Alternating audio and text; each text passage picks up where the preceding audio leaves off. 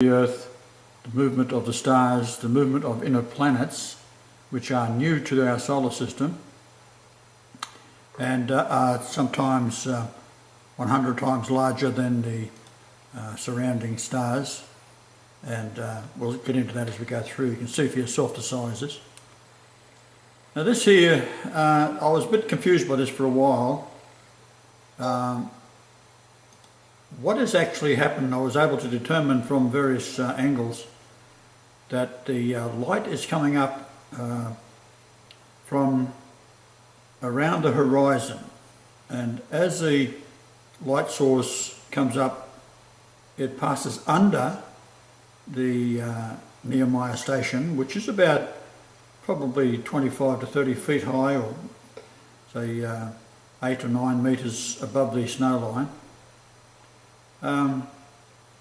At first glance, the lens flare to the left, and then there's another smaller flare, and then a white dot. Well, it turns out, after observing it for many hours and running repeatedly tests back and forth, that white dot is actually a planet. However, there is a very large planet. As you see, the glare is almost square, and then there's a round bulge to the top left. That is in fact a very large planet, which we can identify as we go into depth of these slides. So that's the bulge there I've shown. This is at 7:20 AM. Now, at that time, the sunrise and duration of sunlight was supposed to be, by that time, bright sunlight, but it wasn't. So in other words, this indicated that the Earth is tilted over on its axis somewhat. Here's another shot of the same thing, and to the top left you'll see the little planet is moving away, and the light is not as bright, and you see the lens flare. So it's now at 7:30. This is in the PM. 7:50 PM. Still we see they're similar, but if you look closely at the bright light, the bulge that you can see before is now moved out, and it's a very, very large planet. Unmistakable. I thought at one stage there it might have been that the engineers had rolled out a very large floodlight to blind the camera and keep the camera running, but I dismissed that after a while when I realised that the light is actually being bent from around the horizon, and it's a phenomena that just lines up with the actual station itself. So top left there is a planet, then you've got a lens flare, a very large lens flare, and then a gigantic planet, and it seems to be responding to a different light source that is not the same as our light from the sun.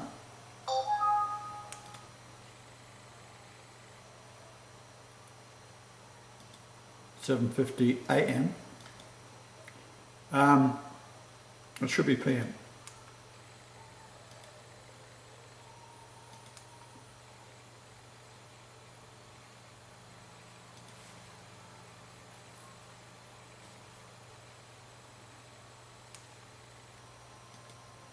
You can still see the remnant of it there.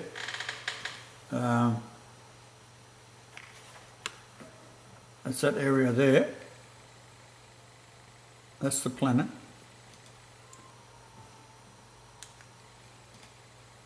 And then it seems to have faded because of the planet being in the in between the Earth and the light source, which is not the sun.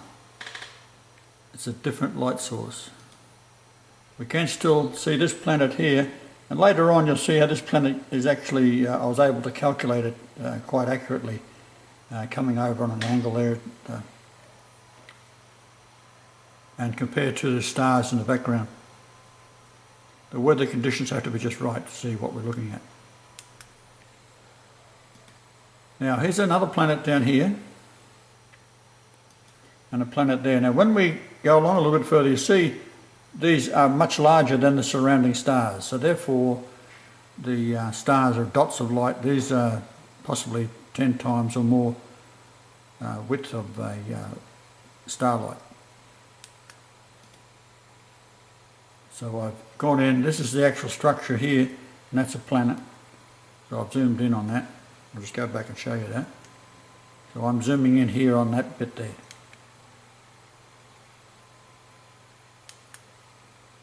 Now, another phenomena. We have this strange light, different colour now. And you see that this is still dark down there, so all the lights are off, they're still asleep. So this is now 8:40 AM, the sun's coming up, or a light is coming up. It's very difficult to say down there whether it's the sun or some other light that comes up, because the Earth is wobbling on its axis.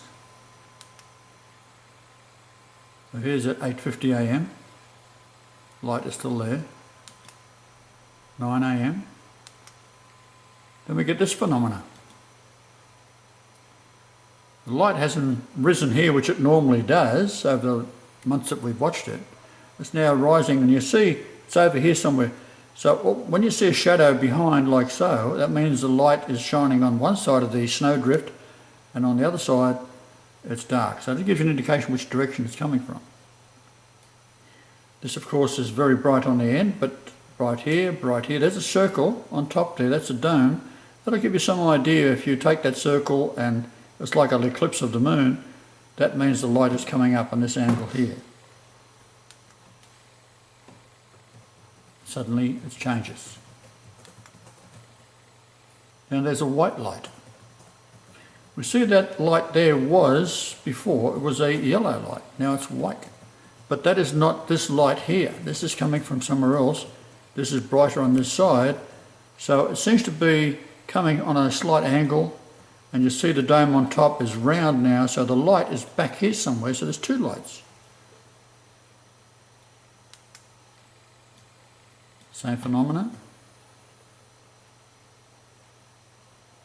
Again, you can look at the snow and you see the lumps of snow, how they're reflecting light, and with the shadows on the other side.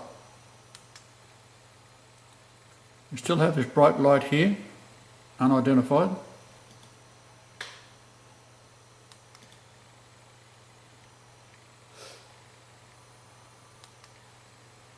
Okay, so the planets appear in the morning at 7 AM and remain for 50 minutes, then at 17:20 or 5:20 PM, remaining for 50 minutes once again, but clearer in the surrounding darkness. The large body is locked onto the South Pole, preventing the axis tilt to continue. The planet is the home base of many of my angels, which are being dispatched to the earth to illuminate the Jews and its empire. Angels are perfect in nature, and compared to human beings, which have devolved into a Sodom state caused by the Jews, that will be purified with the removal of the Jews. Now, I remind you that fallen angels mated with women. Now, these became demons in the reincarnated evil men to dominate the world via the Jews. So it was wiped out by the flood, but then they reincarnate. So Pope Francis is a Jew. Pope John Paul II was a Jew. Most high-ranking cardinals are Jews. Bishops and priests are Jews, or Jesuits, which are Jews. The Archbishop of Canterbury is a Jew. Obama is a Jew, acting as a Muslim. The Queen is a Jewess, and on the other, and on it goes. These are the vehicles in which these demons dwell. By innumerable angels are landing on the earth as I speak, so the end is nigh.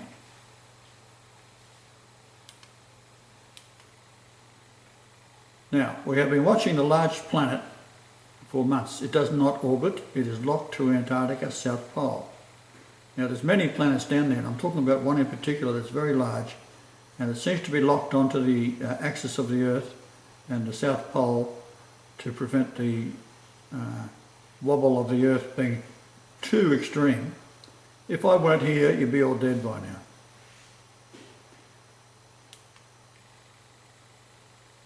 So we have now again another very large planet that's reflecting light, possibly from this large light source here that's around the other side of the horizon, and we see this here indicating not that light flash but a light flash that's possibly from around the horizon, or it is this one, hard to say, but this is a round light here that is extremely large. That's because the Earth, the tilt has gone over and we can see it rising up and goes back down. It gets up to about this level and then it goes back down again. And this is a planet here.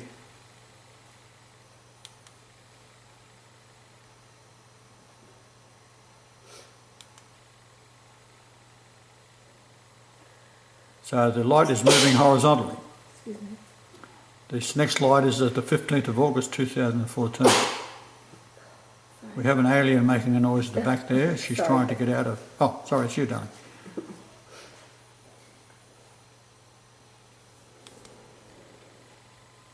Okay, now, there's that planet again. So the planet actually goes along that line there, and I've been able to, on a clear night, watch that planet and determine its angle compared to the stars behind it. Here we have a white light shining from both sides, on both sides. You see the dome on top is a very good indicator.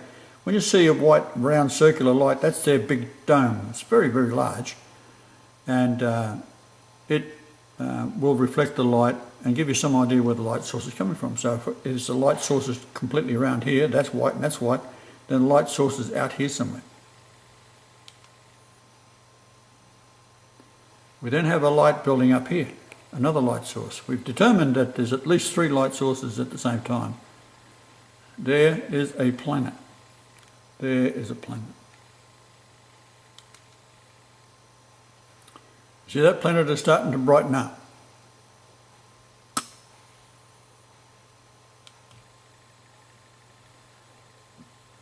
Close up we see this is starting to form. These gigantic magnetic fields bend light, and we'll show you in some slides that follow how the light is strangely bent out of shape. There it is there. There it is there, you can see it, gigantic.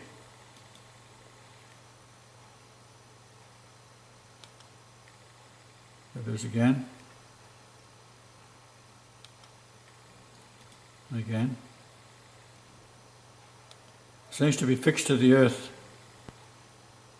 and that is the planet that is keeping the Earth from toppling over.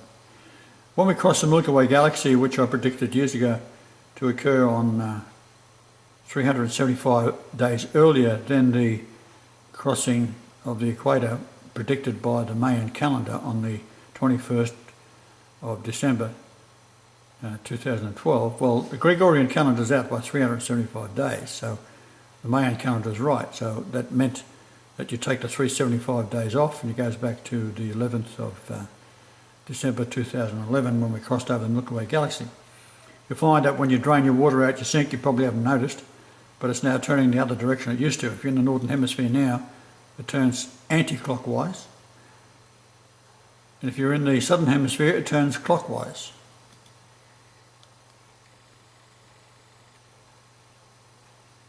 You see it's remaining in the same position, but these are moving across. So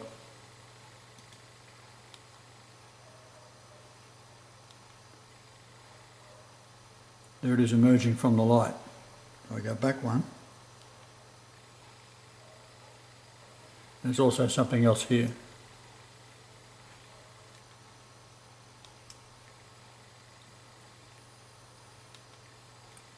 There's a close-up of it. It's very pixelated, so we can't see too much of it, but there's something there giving off light. That's all there is.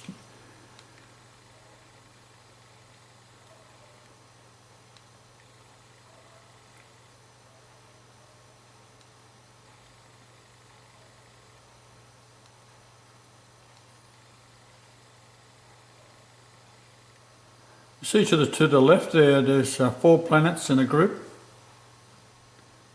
We photographed these several times in different days and the different conditions. There they are there. There they are again. I've moved across. I'll just go back and show you how they've moved. So there it was in relationship to the building. Now it's further away. So by 3:10 to 4 a.m. light varies indicating orbiting objects. Conclusion, the large planet is locked into Antarctica. It prevents the Earth from flipping further. The small moons lighten the night 4 times as they orbit above Antarctica. Many reports of these angelic craft transporting angels to the Earth is true, assembling my army for battle with the Jews and the demons.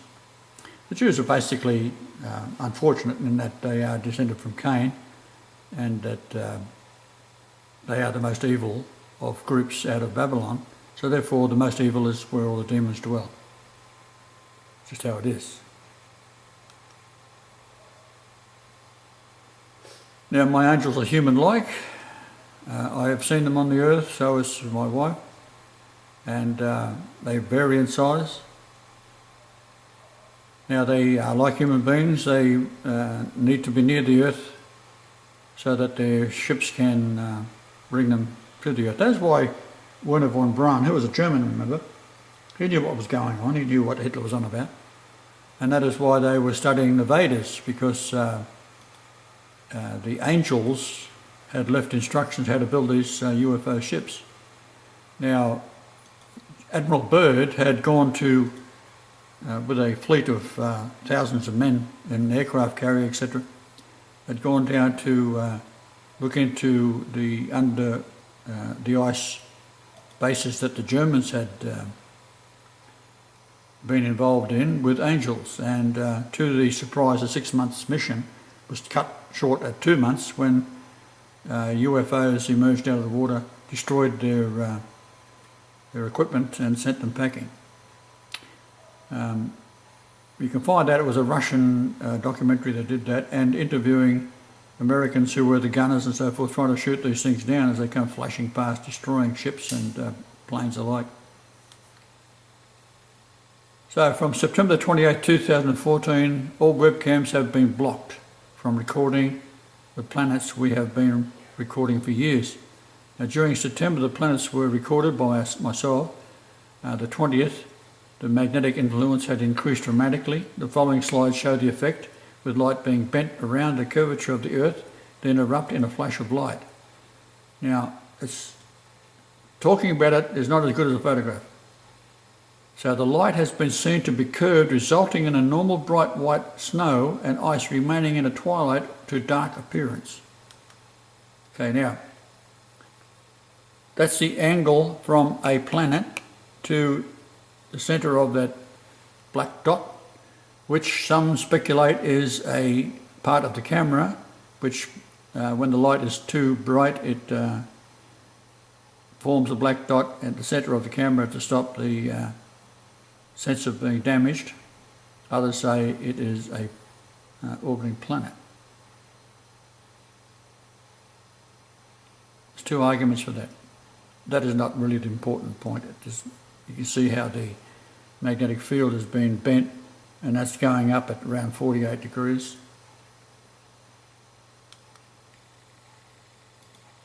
I'll show you this planet will be shown closer. Normally the light is coming like so, but at this point in time it's being drawn up and elongated. You can see that the horizon itself is being bent of the light hitting the camera lens. This is not an anomaly in the camera. What it is the light is being bent. There's other shots we've had down there where there's just a normal clear day and the horizon is level. So this is another shot. You see in here, you'll see a side of a planet. There's a zoom in on it. I'll show you later others that I've captured that are much more clear. But this is a gigantic thing. I mean, you see at the end of the pen here, that would be normally the width of the moon, and this thing is probably 40 times, well, 20 to 30 times wider than the moon. There's a better shot of it. There's a close-up. Now the light is reflecting off it on one side, doesn't appear to be coming from the sun, so there's another light source, and it's probably a light source that's close to the sun's wavelength, but it's not readily available to the naked eye. There's probably older men down there who can see it, and they can point it out, because as you get older your vision changes somewhat. Now this is talking about the column, and then I talked about the crossing of the Milky Way galaxy and the water going down. That of course has been ignored worldwide as well.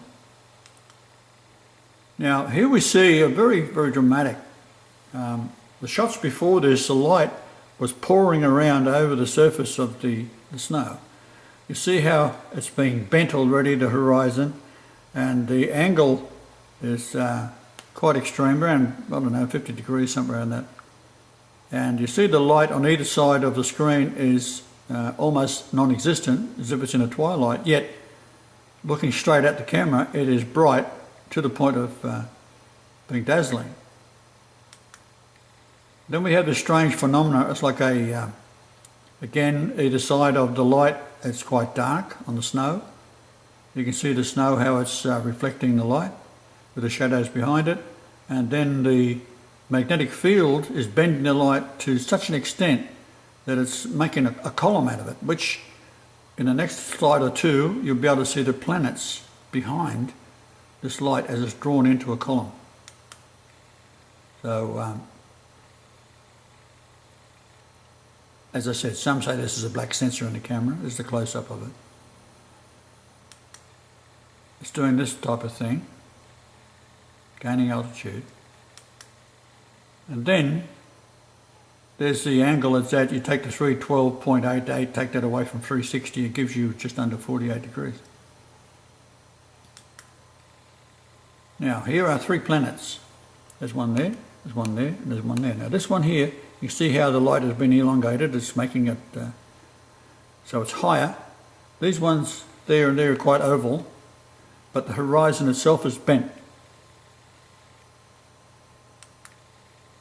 There's a closer shot.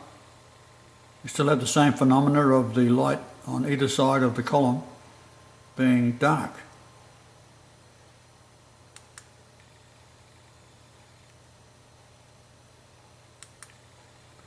This sphere here, it's shining bright in the centre, and then around it is a yellow orb shining through the haze, slightly overcast. Now, you see down the bottom here, there's no light on the snow. There's no light surrounding these here. So therefore it appears to be a different form of light. It's way bigger than the sun. Maybe 10 times wider than the sun or more. Maybe 20 times, it's hard to say. Here we see a light source coming from this direction, because that iceberg is light. We still have the same strange phenomena there. We have another light source raised here, but we have a light source behind this and a light source from over here. You see that's dark on this side, dark on that side, light on that side of the mounds of snow. But you have a light source from behind the tower itself, which is shining and casting a shadow. And over here is a light source. So you've got a light source there, and a light source behind here, a light source out that direction, and possibly the same light source there. So there's a minimum of 3 light sources. There's another shot of the same phenomena. Now, this here is like at 90 degrees in that iceberg. This is usually dark with a light on this side, but this time it's picking up light from this side. That's a shadow with light behind it. Again, light there. 3 or 4 light sources. Here we have Nehemiah itself. The light, as you've seen in the other slides, the building is around here somewhere. And then there's an orb here. That there is a planet. That there is a star. That's a star, that's a star, that's a star, that's a star. So this is actually underneath. Now watch what happens. Up to the left we have the planet, and it's shining and very, very large compared to the other stars. So that's a planet. So we've gone from there to there to there. Now, I've been able to plot the direction of the stars at the angle that they're going up at. It's 19.68 degrees. And this one here, that's a star there, or a planet rather, that comes up from behind here and goes across the sky. I've been able to plot it, and it's 19.33 degrees, and the surrounding stars is 19.68. So there it is there. The white and the red line is comparing the two, and it's 0.35 degree difference. As you come from left to right, as we go to the right, it spreads apart. But with the paint program, you can't get the pixels to be showing it entirely right.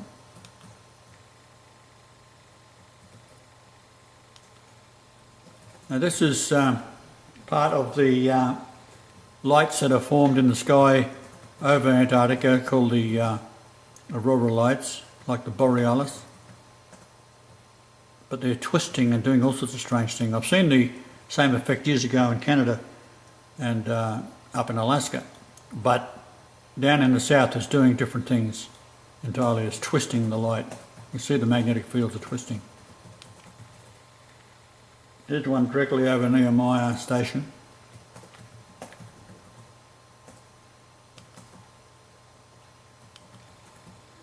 Now, this red moon that's coming up on October the 8th, I returned to Australia on October the 8th in the year 1996, so there's an 18-year period that in October the 8th, only 6 days away, we'll see a red moon. Now this is the last 4 days, what we've been looking at down there. I've taken shots and saved them on the computer. I only have to show you the one. But for 4 days there's been no light and just the darkness, and that's it. 3 different directions. As I was saying before, about 18 years.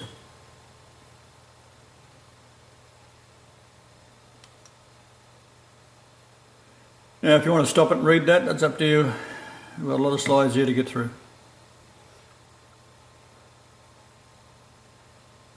So by the 20th of September, the dramatic increase in magnetic interaction, curving the horizon and pulling the images out of shape.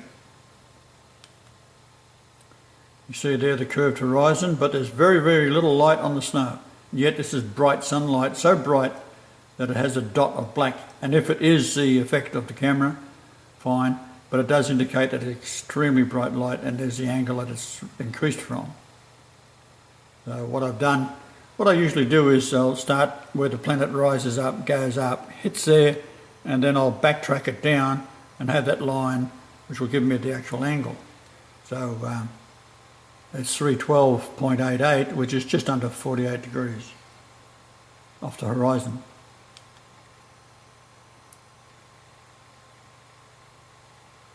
.312, of course, is my name, Brian Leonard Lightning Marshall. Now here's another one showing a same large planet or another large planet, and very likely the engineers have missed it, because they do their best to cover everything up, because they're ordered to by the government, which is all dominated by the Jews. And if you want to molest your children, just go immigrate to Germany. It's against the law here, but it's not against the law over there. It's a wonderful country, Germany. And you get little booklets that the kindergarten kiddies bring home. They can't read yet, but it shows mum and daddy how to masturbate the little babies. The Jews say it's to develop their sexuality. And as I said, incest is now permissible. Lovely people.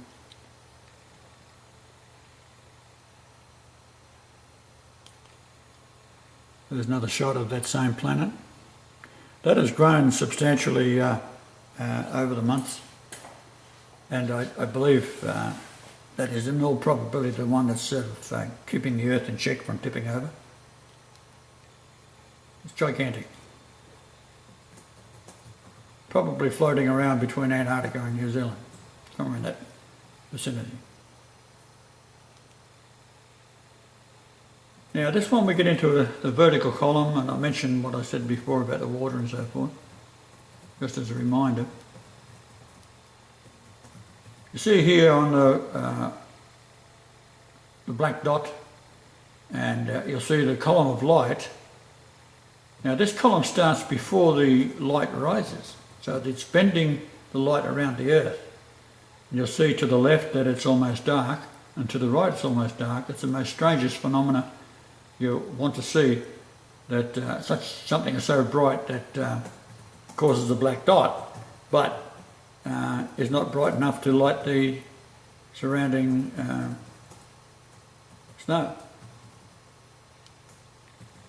Then this phenomena, again bright in the middle, almost twilight either side, and the column of light is just pulled up dramatically. Magnetic fields are causing this. So this is one, I think it's the same day, doesn't matter. You see as it's getting higher it's elongating it, and the brightness is so large, the black dot is so large, it's staggering.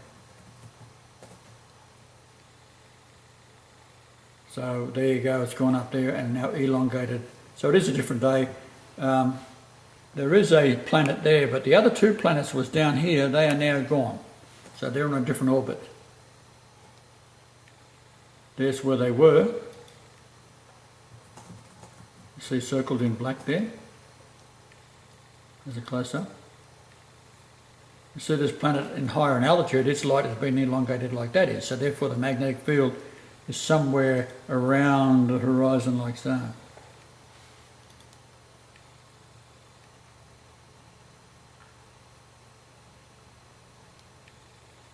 This is that large orb again. No light on the snow, no light going through the clouds except in a direct light, as if it was a sheet in the sky. Here's another light coming up on both sides, 3 light sources. There's a close-up of it. These are the angles of the planet. This is a planet here, and it follows that line along up there, so I take a shot of it there, fix the protractor on it, then run it backwards to that point just as he's emerging out of behind the station, and it gives me 19.33 degrees. So here again is that station is totally engulfed by the light.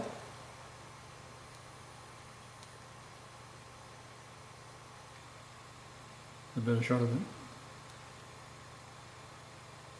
There's the planet, very, very bright light and huge compared to the surrounding stars. And there's how I measured it. It's 19.68 for the stars and 19.33 for the planet.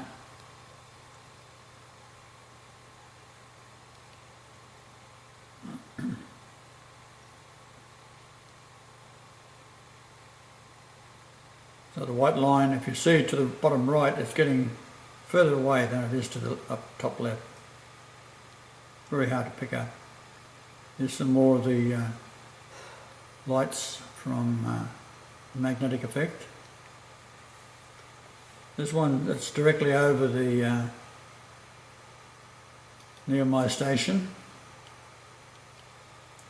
There's your red moon, there's all your dates, etc. This is what's happening the last 4 days. It's now the 2nd of October. Everything's going dark. Is it the sun supposed to go dark sooner or later? Some wise man once said that. And there we go, we have our Pope, my sweetheart, and myself. Zig heil and hasta la vista, baby.